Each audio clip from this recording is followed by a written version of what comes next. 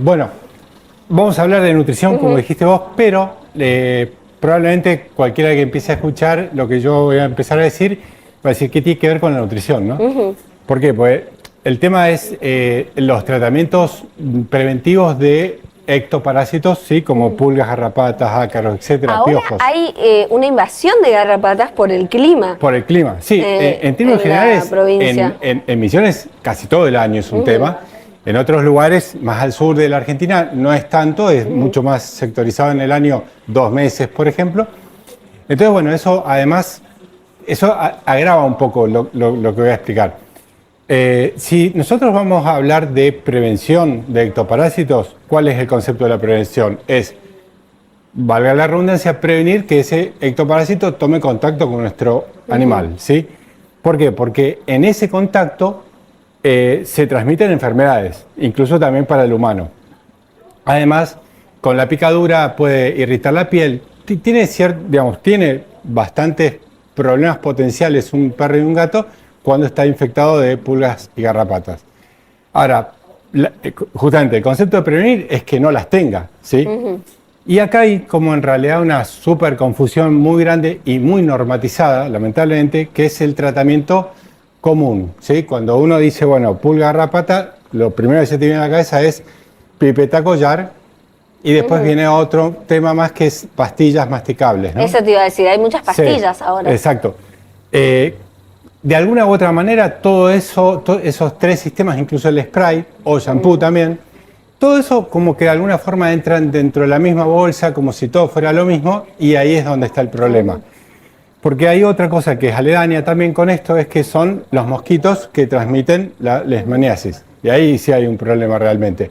Entonces, cuando entra todo en la misma bolsa, entramos a confundir y terminamos, suponte, poniéndole una pipeta creyendo que lo va a defender de mosquitos, por ejemplo, ¿no? O dándole una pastilla como si eso fuera preventivo del contacto de la pulga garrapata. Entonces hay toda una mezcla de circunstancias por la falta de conocimiento en general de los tutores que o le pones todo errores. ya, el collar, la pipeta. Pero, sin embargo, muy pocas veces se habla del ambiente. ¿Por qué? Porque hay un desconocimiento que es, primero, a ver, si vos vas a combatir algo, tenés que conocer qué es lo que vas a combatir, ¿no? Entonces, muy poca gente conoce el ciclo de vida de una garrapata, por ejemplo. Todo, digamos, el tutor estándar agarra y dice, bueno, no, tiene pulga, esa garrapata nació en mi animal y murió en mi animal. Sin embargo, en el ciclo de vida de una garrapata, ahí lo estamos viendo en un cuadro, hay 3 etapas de la vida en las que sube a nuestro animal para alimentarse, que además son las hembras, ¿no? Pero entonces la conclusión de esto es decir, no, pero pará, la pulga garrapata no está siempre en el animal. ¿Dónde está? En el ambiente. Bien. ¿Entendés? O sea, se desarrolla en el ambiente y sube para crecer en el transportador. En ciertos momentos de la etapa de esa vida. Entonces, ¿qué es lo ideal? Que esa pulga garrapata no crezca, ni exista, ni haya huevos ni larvas en el ambiente. Si no están, difícilmente se van a subir. Entonces, primero eso, tenemos que entender que lo primero que tenemos que hacer es combatir el ambiente y primero olvidarnos de nuestro animal. Si nosotros no combatimos el ambiente de manera eficiente, por más que hagamos lo que hagamos dentro del animal, va a ser un resultado corto porque van a volver. ¿Sí? Bien, es decir, una fumigación capaz del patio puede ser. Exacto, eso ahí sí puede ser abrasivo, ¿por qué? Porque lo vamos a retirar al animal, obviamente, y vamos a atacar ese ambiente cuidando las plantas, si es que hay plantas, o el pasto, pero sí, ahí podemos acudir a tratamientos químicos fuertes, intensos, ¿no? Con todo el cuidado para aplicarlo como nosotros, por nuestra parte como humanos. Pero bueno, eso es lo primero y la verdad es que es el gran olvidado, el ambiente es el gran olvidado. Una vez que hicimos ese trabajo, que vamos a decir, sí, es un tema, porque tenemos que tomarnos el tiempo, comprar el producto, etcétera. Tener los recaudos, fácil no es, cómodo tampoco, pero la realidad es que es lo primero que tenemos que hacer. Y después a la hora de atacar ese animal, digamos, o los ectoparásitos de ese animal, también entender que hay muchísimos métodos y no son todos lo mismo, como decíamos. Por ejemplo, la primera y gran terrible confusión es que se sobreentiende que las pastillas o masticables son, digamos, una manera de repeler las pulgas y las garrapatas. Y la realidad no es esa. Digamos, para que actúe cualquier marca, el principio activo, que es un insecticida, que lo ingiere, digamos, que se lo vamos a ingerir, obviamente que ese insecticida va a pasar por los órganos filtro hasta llegar a la sangre, que de otra forma se podría decir que estamos envenenando la sangre, con dosis muy pequeñas que son mortales para ese ectoparásito y son inocuas para el animal.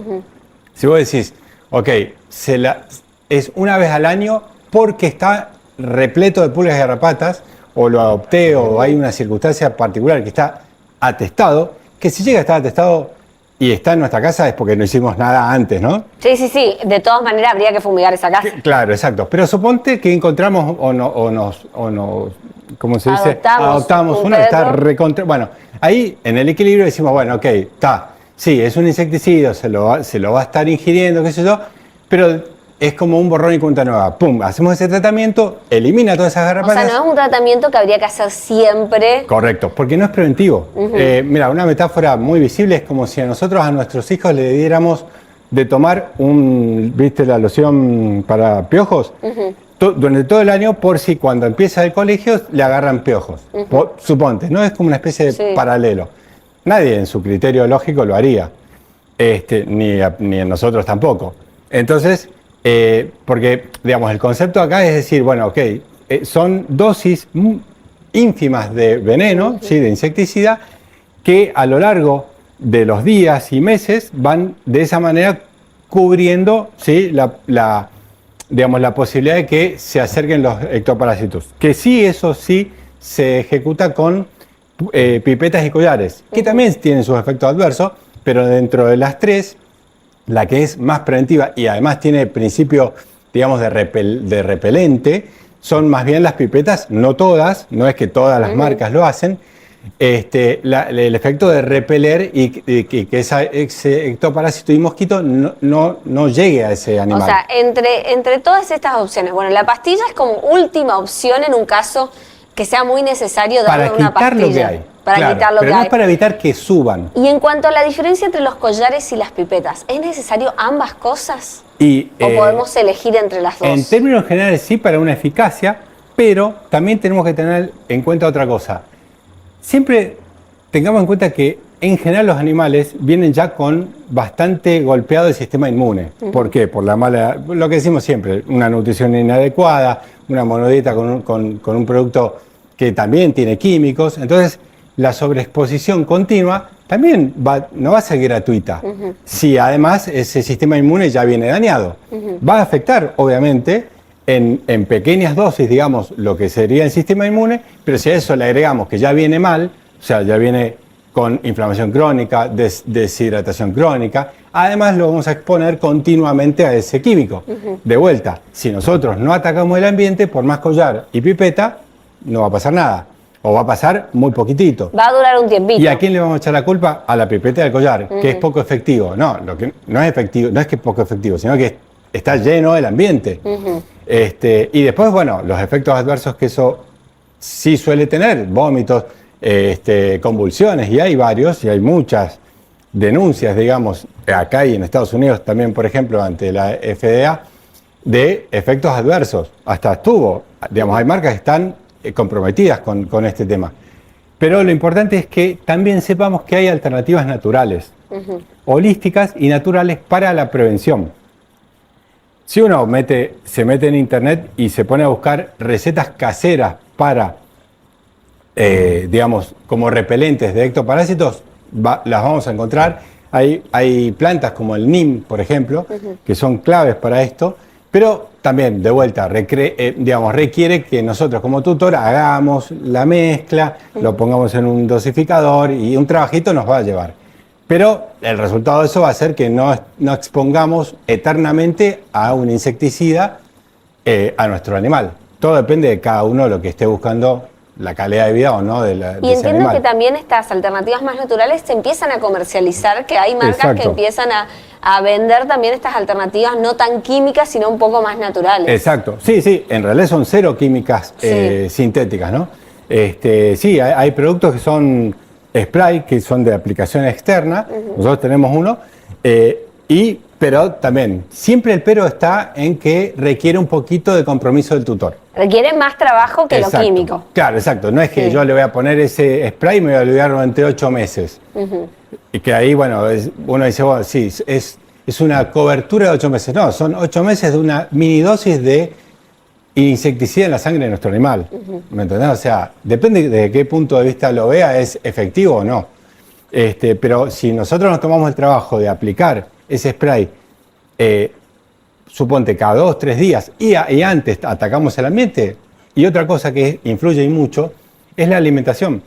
¿Qué pasa? En su inmensa mayoría los alimentos balanceados generan azúcar en la sangre del animal. Entonces eso, más los químicos, eso genera un caldo de cultivo, digamos, como muy atractivo para el ectoparásito. Sin embargo, un perrito o un gatito que está alimentado mayormente con alimentación fisiológica, es decir, con carne, supongamos, o carne cruda como la dieta BARF, son 1000 veces menos propensos a que se les adhieran los ectoparásitos. No son inmunes, pero reduce drásticamente la posibilidad. Eso está muy bueno saberlo.